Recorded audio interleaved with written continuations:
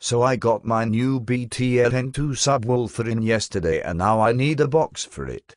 What do you suggest? We have box guidelines that are very well explained on the website at www.ficaraudio.com in the technical section. Each series and size has a range that we suggest staying within.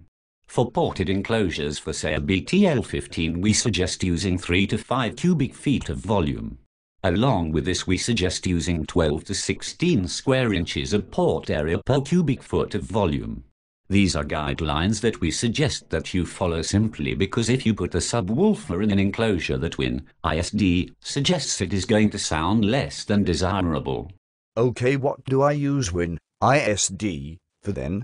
Simply use WIN ISD to help you calculate your port length for an enclosure within the ranges that we suggest using. Put in your box volume and the dimension of your port. We cannot tell you how to calculate a port for every scenario every time, as the length of the port will change with respect to the dimensions.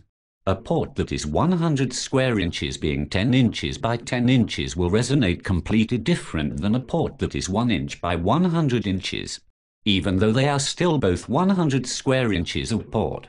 The length will vary greatly for the two for the same desired 33 Hz tuning. One will be significantly longer than the other. Okay, this is starting to make sense now. What do you suggest that I do? If this is the first time you have ever built a box, I suggest that you go on our forum on soundsolutionsaudio.com. Our technical forum has a great deal of information, including cut sheets for general box designs. Again, I must reiterate, these are all generalizations and a rule of thumb to be followed. It is not the law. The box guidelines that we have set are within ranges that we feel works best for a daily driving musical scenario. Awesome. What if I am wanting to do SPL numbers? How many decibels will I hit with my new N2? With respect to SPL numbers, it is something that cannot be graphed and predicted in a box building program.